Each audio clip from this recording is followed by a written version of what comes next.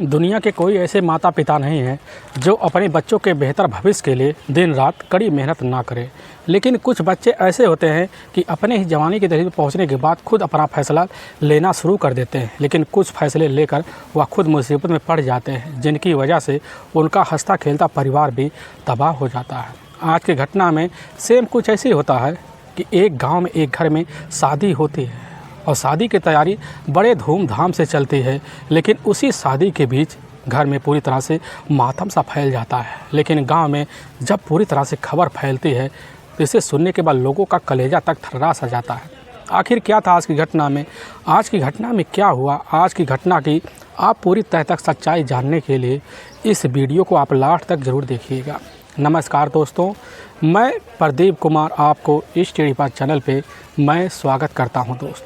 दोस्तों आज की यह जो सच्ची घटना है, यह घटना सुनाने से पहले मैं आपसे एक छोटा सा रिक्वेस्ट करना चाहता हूं, क्योंकि आप अगर इस चैनल पर नए आए हुए हैं और पहली बार आए हुए हैं तो एक बार जाकर आप अपने नहीं प्यारे हाथों से आप इस चैनल को सब्सक्राइब ज़रूर कर लीजिएगा, ताकि आपकी वजह से आज यह जो वीडियो है वीडियो काफ़ी लोगों तक पहुंचाया जा सके, क्योंकि आज का वीडियो काफ़ी इम्पोर्टेंट होने वाला है और इसके लिए हम आपके तहे दिल से शुक्रगुजार रहेंगे। दोस्तों आज की यह जो सच्ची घटना है, यह घटना है ठीक उत्तर प्रदेश का महानगर पड़ता है और कानपुर और उसी का चौबेपुर कस्बा लगता है और ठीक उसी में एक कजंती गाँव पड़ता है। मैं बात कर रहा हूँ ठीक 29 मार्च साल 2021 का। तो रात का टाइम होता तो होलिका दहन पूरी तरह से हो जाता है। जब सुबह का टाइम होता उसी वक्त जो कंजौती गांव के जो लोग होते हैं उसी लोगों में से एक व्यक्ति होता है जो गांव के बाहर होलिका दहन होता है उसी का राख लेने के लिए मौके पर वह व्यक्ति जा रहा होता है। तभी गांव के बाहर जाता है तो वहां शीतला माता मंदिर पड़ता है, तो ठीक उसी रास्ते से वह गुजर कर जा रहा होता है और कुछ दूर और सफ़र तय करता है, आगे बढ़ जाता है। तभी वहीं पास उसको एक खेत होता है, उसी खेत में एक नीम का पेड़ होता है। लेकिन जैसे उस व्यक्ति की नज़र उस नीम पेड़ के ऊपर पहुंचती है तो देखता एकदम दंग सा रह जाता है, क्योंकि उस पेड़ के ऊपर प्रेमी युगल फांसी के फंदे पर लटके हुए पड़े होते हैं। लेकिन वह व्यक्ति देखता है, तुरंत ही उनकी शिनाख्त कर लेता है और बिना टाइम गंवाए कजंती गांव की तरफ भागता है, गांव में घुसता है। लेकिन इससे पहले कजंती गांव के ही रहने वाले होते हैं सुनील, उनकी अपनी बेटी सोनी होती है जो ठीक रात से ही घर से लापता थी। लेकिन दूसरी तरफ धनपत का ही अपना बेटा होता है शिववीर, भी घर से एक ही टाइम लापता होते हैं। और जैसे ही धनपत और साथ में सुनील को खबर लगता है उस समय उनके मन में बड़ी आशंकाएं जन्म ले लेती है और उसी वक्त अपने परिवार को साथ लेते हैं। इधर सुनील की पत्नी सुशीला को अपने साथ लेता है और साथ लेने का बाद उसी शीतला माता मंदिर के करीब पहुंचता है जो नीम के पेड़ होता है। लेकिन जैसे पहुंचते देखते पहले से वहां भीड़ लगा हुआ पड़ा है और भीड़ को जैसे देखते हैं तो अपने आप सुनील और धनपत अंदर जाते हैं। लेकिन सुनील की जो नज़र होती है जैसे नीम के ऊपर पहुंचती है, देखते हैं कि उनकी जो अपनी बेटी है तो सोनी और साथ में धनपत का बेटा होता है। इधर शिववीर भी एक ही रस्सी के सहारे गले में फंदे डालकर लटक रहे होते हैं। यह दहशत भरी नज़ारा देखकर इधर सुनील और साथ में धनपत भी दंग सा रह जाते हैं। वहीं दोनों परिवार के जो सदस्य होते हैं दहाड़े मार कर चीख चिल्ला पड़ते हैं। लेकिन वहीं गांव के प्रधान होते हैं विजय कुमार, जैसी खबर पाते वह भी वहीं पहुंचते हैं। दोनों युगलों के परिवारों से समझौता कर उसी समय इसकी जो सूचना होता है अपने नज़दीकी पुलिस थाने चौबेपुर भिजवाते हैं। वहाँ के थाना प्रभारी कृष्ण मोहन राय जैसी खबर पाते हैं तो अपने दल बल टीम को लेते हैं और एक जिप्सी लेते हैं और पुलिस सहित बिना टाइम गंवाए शीतला माता मंदिर के उसी नीम के करीब पहुंचते हैं। वहाँ भी देखते हैं गाँव वालों का जमावड़ा लग चुका होता है। अंदर दाखिल होते हैं। इधर सुनील यादव और साथ में धनपत जाटों के परिवार के सदस्य वहीं सब मौजूद होते हैं। दोनों पारिवारिक मामला होता है, लोग अपने अपने तरह से बातें कर रहे होते हैं। लेकिन इधर कृष्ण मोहन राय पहुंचते घटना पर वहीं निरीक्षण करते हैं। दोनों को बॉडी को देखते हैं, नीम के पेड़ पर सहारे लटक रहे होते हैं। कुछ पुलिसकर्मी को सहायता लेते हैं, लेकर दोनों को बॉडी को ज़मीन पर ले आते हैं। फिर मुआयना करते हैं। दोनों परिवार के सदस्य से वही पूछा जाता है। लेकिन जैसे ही यादव और जाटों की बात उस केस में आता है तुरंत ही दोनों परिवारों में कहासुनी शुरू हो जाता है और एक रहस्यमयी बात वहाँ के थाना प्रभारी के सामने निकलना शुरू हो जाता है। वह सुनते तो दंग सा भी रह जाते हैं। पुलिस की जी टीम होती है दोनों परिवारों को समझाने बुझाने के लिए भरसक प्रयास करती है, लेकिन कृष्ण कुमार राय होते हैं दोनों परिवारों को समझाने में असमर्थ महसूस करते हैं। तभी इसकी जो सूचना होता है अपने से बड़े अधिकारी डीएसपी और साथ में एसपी को भिजवा देते हैं। लेकिन कुछ ही मिनट बीतते हैं, डीएसपी और एसपी पहुँचते हैं, दोनों परिवारों को समझाते बुझाते हैं, समझौता कराते हैं। और इधर शिववीर और साथ में सोनी को बॉडी को अपने कब्जे में लेते हैं और शिववीर को जेब की तलाशी लेते हैं। तभी उसी के जेब में आधार कार्ड और पैन कार्ड और साथ में एक मोबाइल निकलता है और पास रखा हुआ एक नीम के करीब चुन्नी होता है और पानी का बोतल भी होता है, चप्पलें होते हैं। पुलिस उन सबको साक्ष के तौर पर अपने कब्जे में लेती है। दोनों को बॉडी को पंचनामा भरकर उठाकर अपने नज़दीकी जो सरकारी अस्पताल होता है उसी में पोस्टमार्टम के लिए भिजवा देती है। फिर थाना प्रभारी इस कृष्ण मोहन राय अपनी टीम को लेते हैं। लेने के बाद नेहा के घर जाते हैं और साथ में शिववीर के घर जाते हैं। दोनों परिवार को सदस्य से पूछताछ करते हैं। पूछताछ करने के बाद जो कहानी और जो साक्ष्य निकल के आता है, इसे सुनने के बाद पूरा गांव तक तो साथ में थाना प्रभारी तक थर्रास आ जाते हैं। असल में ठीक उत्तर प्रदेश का जो महानगर पड़ता है कानपुर, और ठीक उसी का ही चौबीपुर कस्बा पड़ता है और उसी का एक कजंती गाँव लगता है। अब उसी गाँव के रहने वाले होते हैं सुनील, जिनकी अपनी बेटी होती है सोनी, जो ठीक वहीं पास सिविली होता है, ताराचंद इंटर कॉलेज होता है, उसी में जाकर मौके पर पढ़ाई कर रही होती है। लेकिन जब 8वीं कक्षा में उसी समय सोनी पढ़ाई कर रही होती है, तभी उसको मुलाकात अपने ही गांव का रहने वाला शिववीर से हो जाता है, जिसके धनपत जाटव होते हैं। शिववीर जो होता है एक ही नज़र में जैसे ही अपने क्लास में इधर सोनी को देखता, खूबसूरती देखकर वहीं दीवाना हो जाता। एक प्रेमी युगल की तरह दोनों जो होते हैं साथ मिलना जुलना जारी रखते हैं और साथ में पढ़ाई शुरू भी कर देते हैं।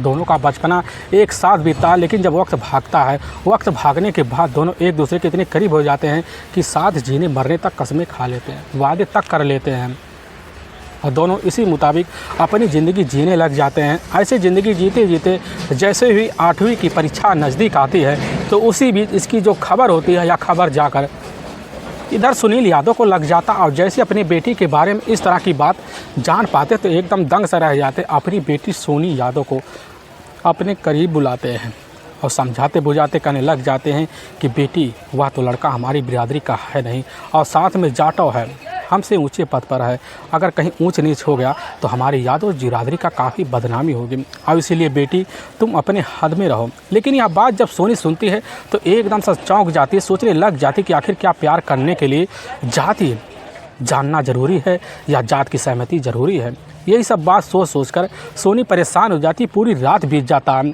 और लेकिन जब सुबह का टाइम होता है तो उसी वक्त सोनी उठती है। चारपाई से उठने के बाद अपने कॉलेज के लिए निकल जाती है। लेकिन उसी कॉलेज में मुलाकात करने के लिए 1 घंटी छोड़कर सोनी बाहर आती है और वहीं पर शिववीर भी आता है। दोनों पार्क में जाकर मुलाकात करते हैं। लेकिन सोनी का जो चेहरा होता है एक डरी शर्मी की तरह इशारा कर रहा होता है। अब वहीं पर शिववीर जो होता है इधर सोनी से पूछने लग जाता क्या बात है सोनी, क्या दिक्कत हो रहा है। सोनी कहने लग जाती है कि आखिर हमारे पिता ने कल हमारे बारे में कुछ बात हमारे सामने रखी, लेकिन हमारे मन में एक बात शंका घर करके बैठ गई है, आखिर क्या प्यार करने के लिए जात ज़रूरी है। लेकिन यह बात जैसे शिववीर सुनता कहने लग जाता कि नहीं, प्यार में सब नहीं देखा जाता, प्यार तो अपना होता है। इसी तरह बात करके शिववीर जो था सोनी को अपनी बातों में उलझा लेता है और भरोसा और दिलासा दिलाते हुए उसी दिन से दोबारा दोनों प्यार के उमंगे मारना शुरू कर देते हैं। और ऐसे चलते चलते जब कुछ महीने का वक्त बीतता है तो सुनील को भी पूरी तरह से यकीन हो जाता कि हमारी बेटी का अभी भी शिववीर जाटव के साथ अफेयर चल रहा है। लेकिन इसकी जो खबर होती है पूरे गांव में गूंज जाती है। सुनील यादव की इधर बदनामी शुरू हो जाती है। सुनील यादव काफ़ी ज़्यादा परेशान हो जाते क्योंकि जाटव का लड़का हमारी लड़की के साथ ऐसे कैसे कर सकता है, कहीं अगर हमारे साथ हमारी बिरादरी में ऊंच नीच हो गया तो काफ़ी ज़्यादा बेइज्जती होगा। यही सब सोच साच कर सुनील परेशान हो जाते हैं और उसी वक्त ठान लेते हैं कि आगे कुछ ना हो, इससे बढ़िया अपनी बेटी पर सख्ती से पाबंदी लगाई जाए।